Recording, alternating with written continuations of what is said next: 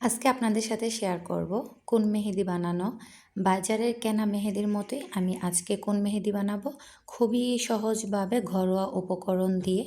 আসসালামু আলাইকুম, কেমন আছেন সবাই? আজকে নতুন আরেকটা ভিডিও নিয়ে হাজির হয়ে গেলাম। আজকে আমি আপনাদের সাথে ঘরোয়া উপকরণ দিয়ে কোন মেহেদি বানানো শেয়ার করব। আশা করি ভিডিওটি জুড়ে আমার সাথেই থাকবেন।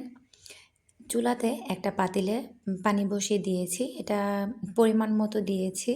আপনি একটু বাড়িয়ে বা কমিয়েও দিতে পারেন, তাতে কোনো সমস্যা নাই। তার ভিতরে হচ্ছে কয়েক পিস লবঙ্গ দিয়েছি। লবঙ্গটা আর পানিটা ভালো করে ফুটে উঠেছে। তারপর হচ্ছে দিয়ে দিচ্ছি চা পাতি।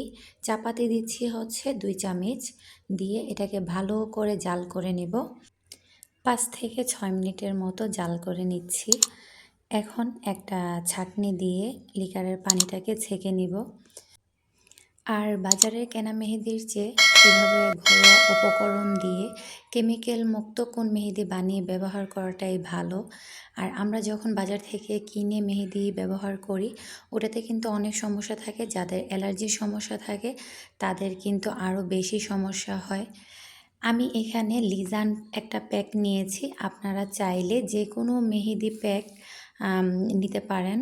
আর এটা কিন্তু যে কোনো মুদি দোকান বা কসমেটিকের দোকান, যে কোনো দোকানেই কিন্তু লিজান হেনা প্যাক, তারপর হচ্ছে অন্য কোম্পানির যে কোনো কোম্পানির হেনা প্যাক হলেই হবে।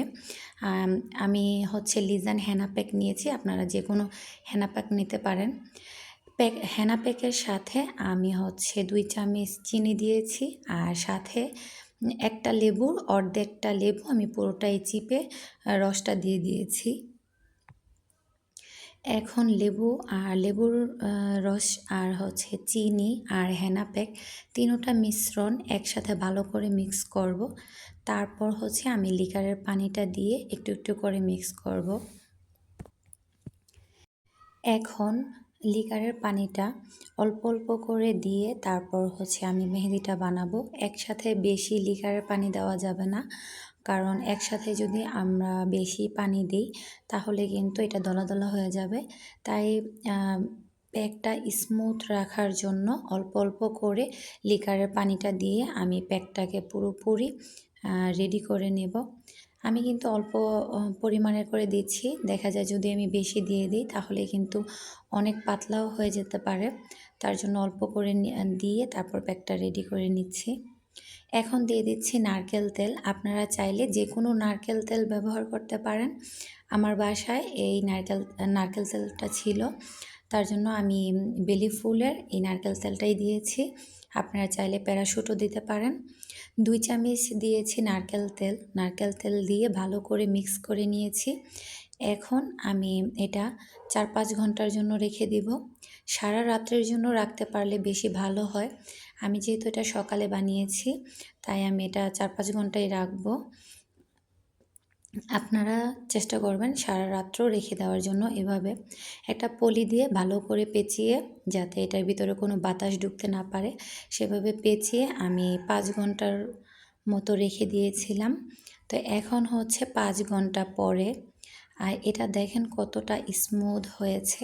আর যখন সারা রাত্রের জন্য রাখবেন তখন কিন্তু আরও বেশি স্মুথ হবে। আর আমি ৫ ঘন্টা রেখেছি। এখন যে লিকারের পানিটা ছিল সেটা আমি রেখে দিয়েছিলাম, ফালাইনি। তো সেটা দিয়ে কিন্তু আমি আবার প্যাকটাকে একটু নেড়েচেড়ে স্মুথ করে নিচ্ছি।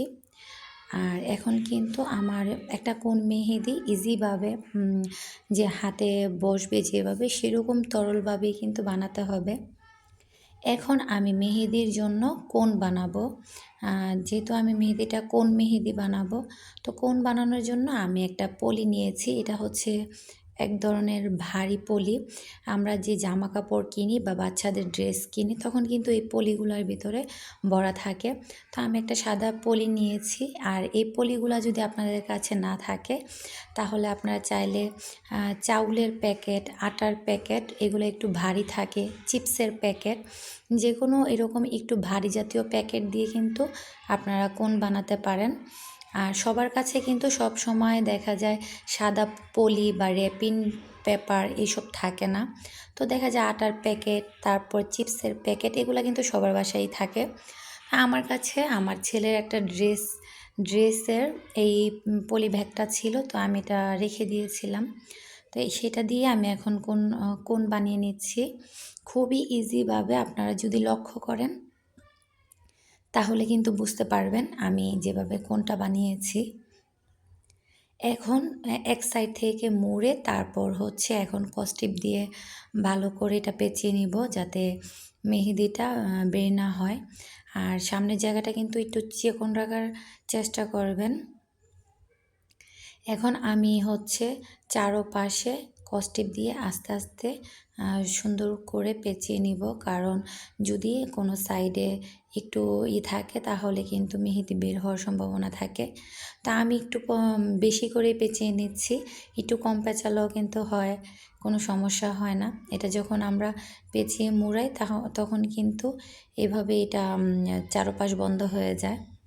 তা আমি ২টা কোণ বানিয়ে নিয়েছি আর এখন একটা পলি নিয়েছি। পলিটা একটু কেটে ছোট করে নিয়েছি। এটার ভিতরে পুরোটা মেহেদি দিয়ে তারপর হচ্ছে আমি কোণের ভিতরে মেহেদিটা দেব।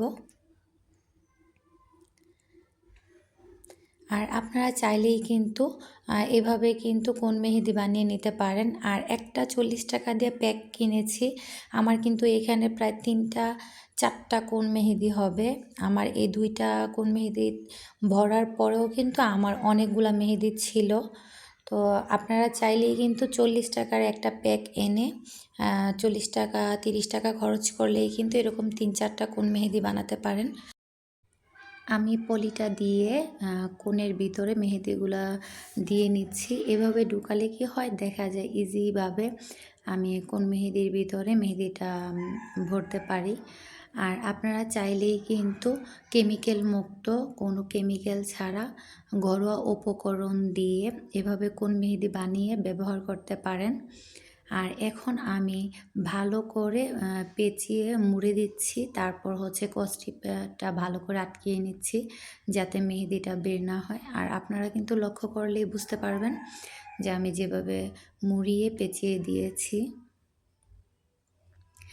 আমার ২টা কোণ মেহেদি বানানোর পরে কিন্তু অনেকটা মেহেদি আছে, সেটা দিয়ে কিন্তু আরও ২টা কোণ মেহেদি হবে। আপনারা ৩০ টাকা ৪০ টাকা খরচ করলেই কিন্তু এরকম ৩-৪টা কোণ মেহেদি বানাতে পারবেন। আর সব শেষে সবার কাছে একটা রিকোয়েস্ট করে নিব, ভিডিওটি ভালো লেগে থাকলে প্লিজ একটি লাইক দিবেন।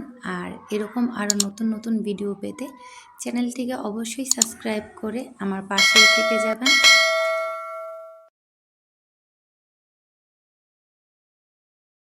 আমি এখন মেহেদিটা উঠিয়ে দেখাবো কালারটা কেমন হয়েছে। কালারটা কিন্তু মাশাআল্লাহ অনেক সুন্দর এসেছে। অনেকে কিন্তু এই কালারটা, আমি কিন্তু বেশিক্ষণ সময় রাখিনি, দিয়েছি কিছুক্ষণ পরে উঠিয়ে ফেলেছি। যদি আরও কিছু সময় রাখতাম তাহলে কিন্তু কালারটা আরও সুন্দর আসতো। তা আপনাদের কাছে ভিডিওটি কেমন লেগেছে অবশ্যই কমেন্টস করে জানাতে পারেন।